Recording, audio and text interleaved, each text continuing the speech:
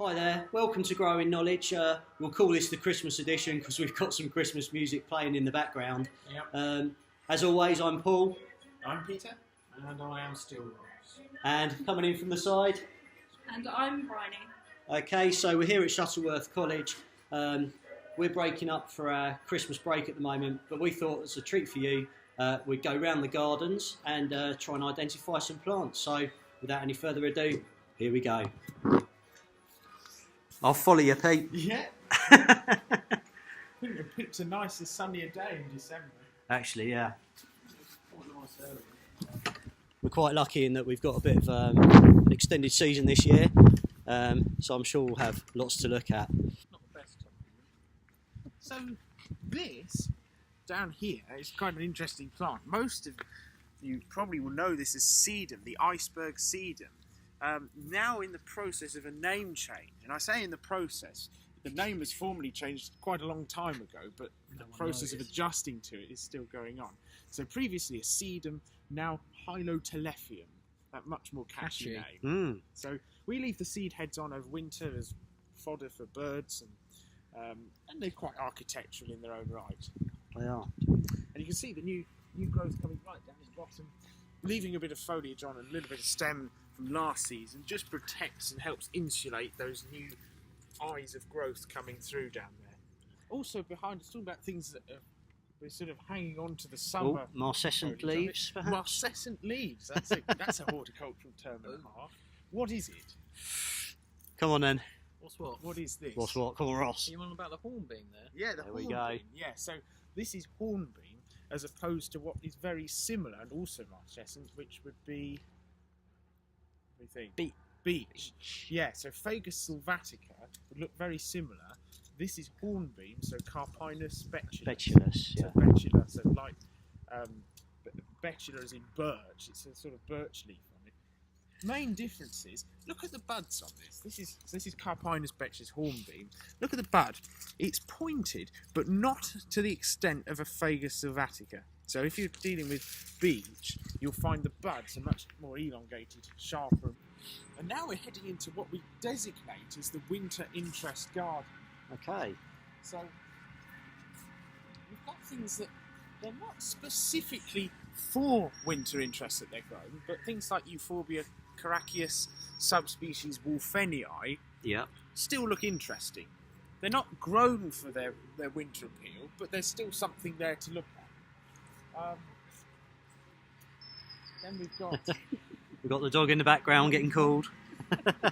recognise this. Looks like cherry blossom. It looks like a cherry blossom, not a cherry blossom. No. Is it viburnum? It's viburnum. Well done. Yeah, so this is your viburnum cross bodnantent Ah, yes. dawn. The dawn of the new season.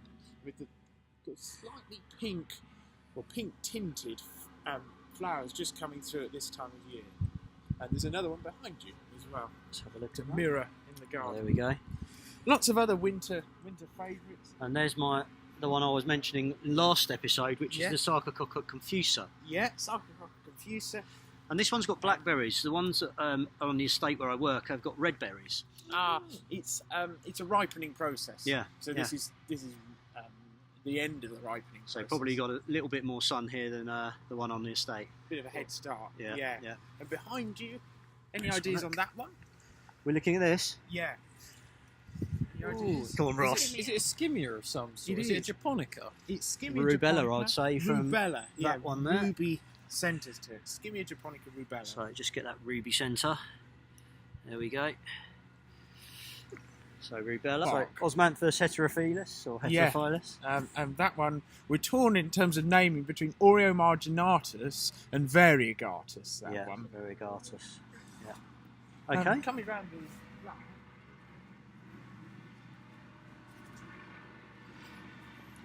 Let's excuse the camera work because I'm having to look at the screen to understand what I'm pointing at.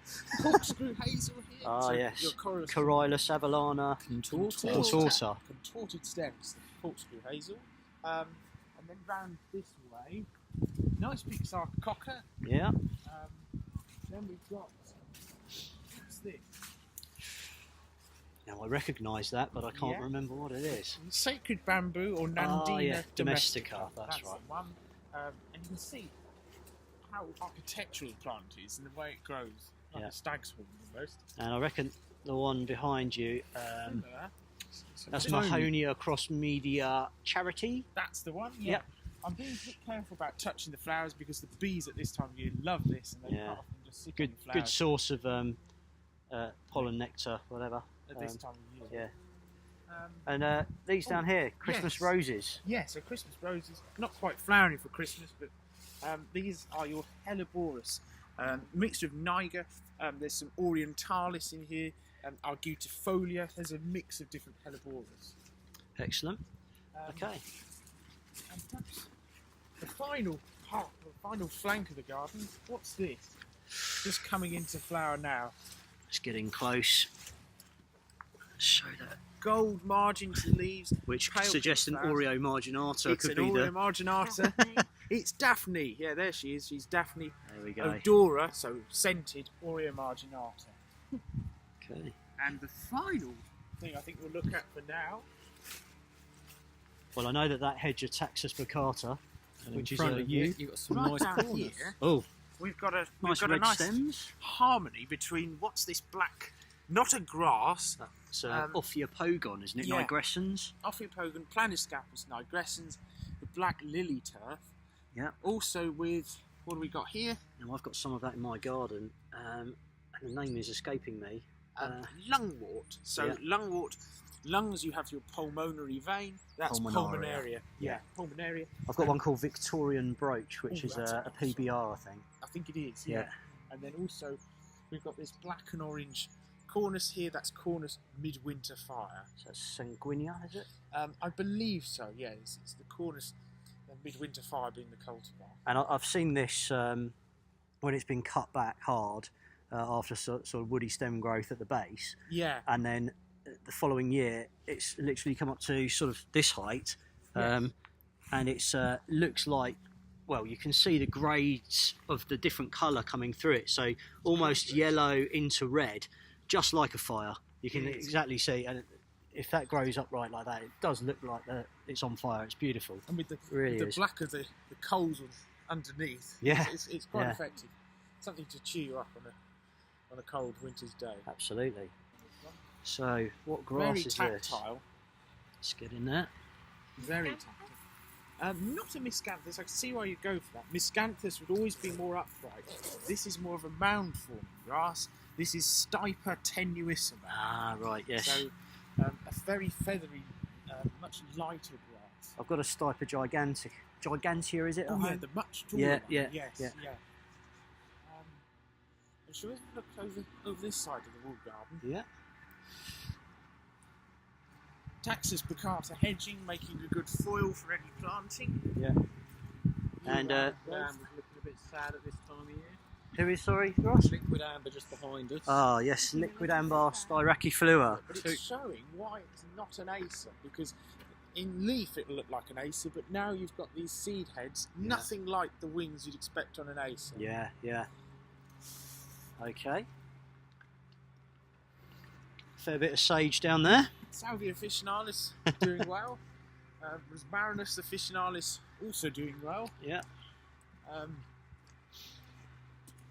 Do we recognise this one? I knew you were going to ask me that, and this is the one we've had this in our class as an ident previously, That's right. and I do know that this can be used in a compress on a wound, and it speeds up the healing of that wound. Yeah. And I can't for the life of me think what it's called, but I do Nice know little it's yellow flowers. something lavender. Is it Santolina? That's the one. Santolina. Well done. And they've chucked in as the species epithet Chamaecyparissus, That's so the one, named yeah. after conifers. Slightly scale-like, a bit like a conifer. Yeah, and it's I can't remember what it's something lavender is its common name. Yeah, there's a range of different common names, as with most plants. Very highly scented as well. Yeah, incredibly so. Bit of a Marmite scent. Yeah. Not always the most popular, No, not the nicest thing in the world, No. but but it's there. Very Yep. aromatic. And then we've got. So this is the potager more generally. So the idea being it's a productive but still decorative garden. That's the thinking. So we've got fruit trees, we've got herbs, we've got a fruit cage, we've got the ingredients to make a productive garden while doing it in a fairly ornamental style. What have we got under the fleece, Peter? Under the fleece we've got broad beans coming through as seedlings and winter lettuce. Oh, right, okay. So productive all year Productive round. all year round, yeah. Thank you for bearing with us on Growing Knowledge. We'll join you next time for some more plant idents and some fun around the garden. Happy Christmas.